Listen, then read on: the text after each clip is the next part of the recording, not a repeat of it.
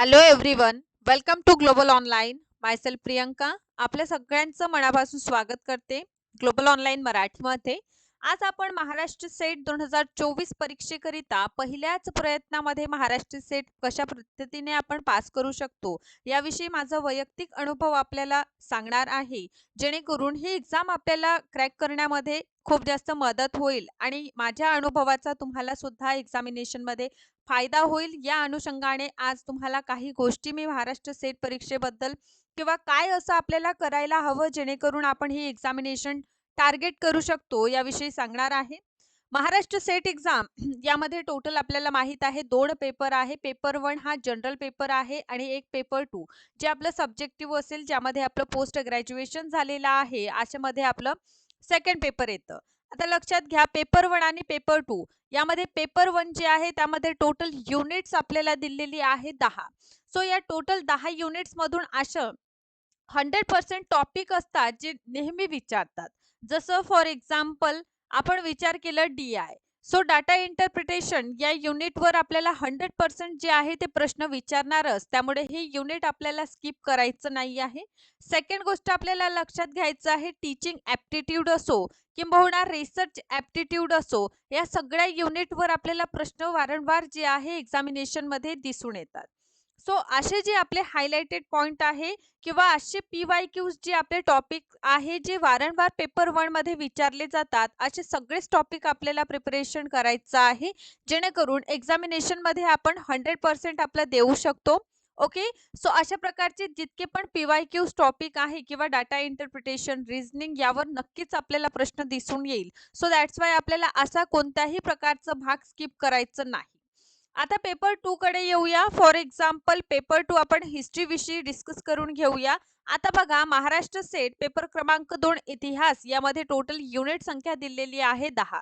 So unit 10 मधून आपल्याला बघायचं आहे PYQ टॉपिक्स कोणते आहे, है ना. आणि हे जे PYQ टॉपिक्स आहे ते आपल्याला शॉर्ट करूनच घ्यायचं आहे, त्यांना आपल्याला अजिबात स्किप करायचं नाही. ओके. सो हे जे टॉपिक आहे त्याला अजिबात तुम्ही स्किप करू नका. लक्षात घ्या, 10 युनिट्स मधून 5 ते 6 युनिट आपण जर व्यवस्थितरित्या अभ्यासलेली, तर पेपर 2 चं मी बोलत आहे. ठीक. कोणताही पेपर 2 घ्या, किमान जर आपण 7 युनिट किंवा 5 ते 6 युनिट जरी व्यवस्थितरित्या आपण अभ्यास केलेला, फॉर एक्झाम्पल हिस्ट्रीमध्ये जे आपलं युनिट क्रमांक 1 आहे एन्शियंट हिस्ट्रीचं, त्यामधून 100% प्रश्न जे आहे ते आपल्याला येणारच. आपल्याला माहित आहे युनिट 1 मध्ये प्रश्न आपल्याला विचारले जाणार म्हणून. सो दॅट्स वाय आपल्याला युनिट 1 जे आहे एन्शियंट हिस्ट्रीची ते आपल्याला करूनच घ्यायचं आहे. ओके. सो अशा प्रकारचं 5-6 युनिट नक्कीच आपल्याला दिसून येते, ज्यामधून वारंवार प्रश्न आपल्याला एक्झामिनेशन मध्ये येताना दिसून येतात. सो अशा युनिट्स तुम्ही करून ठेवा.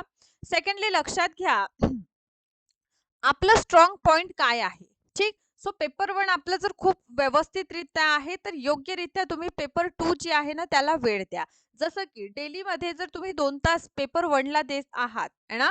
सो याच्या दुप्पट म्हणजे बघा, कारण पेपर 2 असा आहे, जर तुम्हाला माहित आहे पेपर 1 आपला योग्यरित्या आहे, सो त्यासाठी 2 तास मिनिमम ठीक आहे. ओके.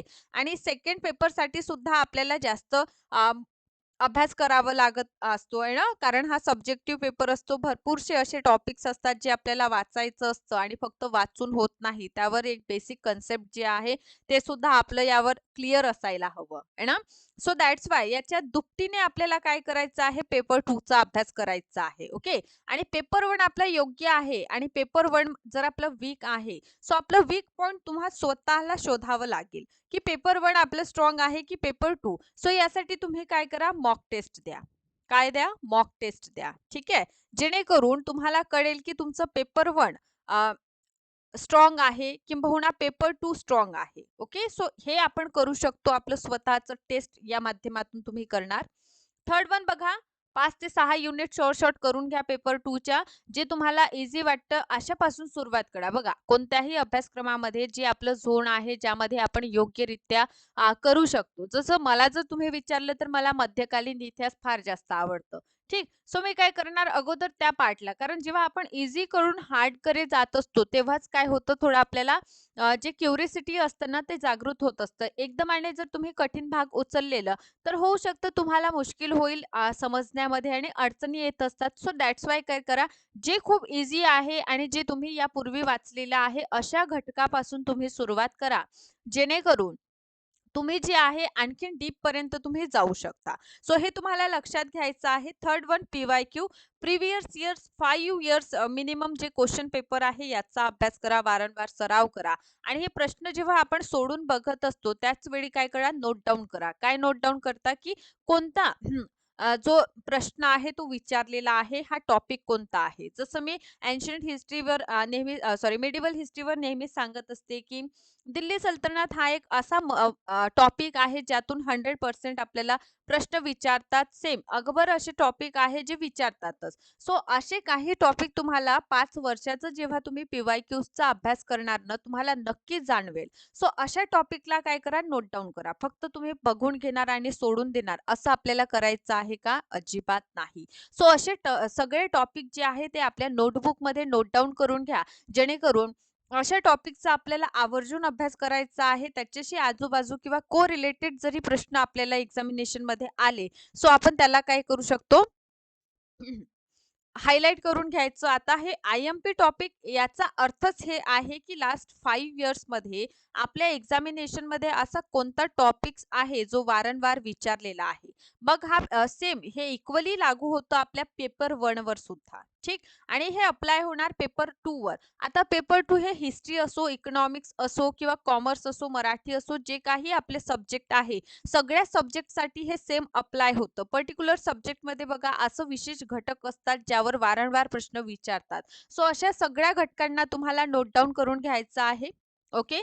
या व्यतिरिक्त महाराष्ट्र सेट इतिहास या विषयासाठी 19 डेजची आपण बॅच सुरू केलेली आहे. या 19 डेजच्या बॅचमध्ये हिस्ट्रीसाठी 90 दिवसाची बॅच आहे. सेम पेपर 1 साठी सुद्धा 90 दिवसाची बॅच आपण सुरू केलेली आहे. ज्यामध्ये लाईव्ह लेक्चर संपूर्ण अभ्यासक्रमावर आधारित व्हिडिओ लेक्चर्स आहे. सोबतच संपूर्ण अभ्यासक्रमावर नोट्स आहे. टोटल 10 युनिट्सच्या यामध्ये आपल्याला क्लासच्या पीडीएफ सुद्धा प्रोव्हाइड केले जातात. मागील वर्षाची प्रश्नपत्रिका आहे म्हणजेच पी-वाय-क्यू जे 5 वर्षाचं पी-वाय-क्यू मी तुम्हाला सांगत आहे. या 5 वर्षाचं पी-वाय-क्यू पूर्णतः आपल्याला या कोर्समध्ये इन्क्लुडेड असेल. यासोबतच प्लस पॉइंट म्हणजे युनिट वाईज एमसीक्यूजची प्रॅक्टिस करायला आपल्याला या कोर्समध्ये मिळणार.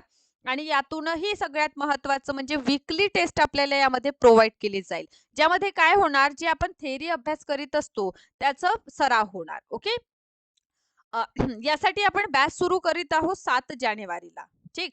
7 जानेवारीचं जे आपलं बॅच आहे त्याचं महत्त्व अशा प्रकारचं की 7 जानेवारी आणि 7 एप्रिलला आपलं एक्झामिनेशन आहे. सो पर्टिक्युलर 19 डेजमध्ये आपलं संपूर्ण हिस्ट्रीचं जे सिलेबस आहे हे या बॅचमध्ये आपलं कव्हर होणार. याची फीज मात्र 10,000 आहे. यावर आपल्याला 20% डिस्काउंट मिळेल आणि मात्र 8,000 मध्ये हा कोर्स अवेलेबल आहे विथ पेपर 1. आता बघा पेपर 1 सुद्धा आपलं पूर्णतः यामध्ये कव्हर होऊन जाईल. ओके. यासाठी हे ऑफिशियल नंबर्स आहे. या नंबरवर तुम्ही कॉन्टॅक्ट करा आणि लवकरात लवकर महाराष्ट्र सेट पेपर क्रमांक 2 च्या 19 डेज बॅचला जॉइन करा. ओके. सो यासाठी काय करायचं आहे या ऑफिशियल नंबर्सवर कॉन्टॅक्ट करा आणि सोबतच पेपर 1 ची सुद्धा 19 डेज बॅच आपण 7 जानेवारी पासून सुरू करीत आहोत. आणखीन एक बॅच आपली आज उद्यापासून म्हणजे 1 जानेवारी पासून सुरू होत आहे. सो लवकरात लवकर या बॅचेसला जॉइन करा.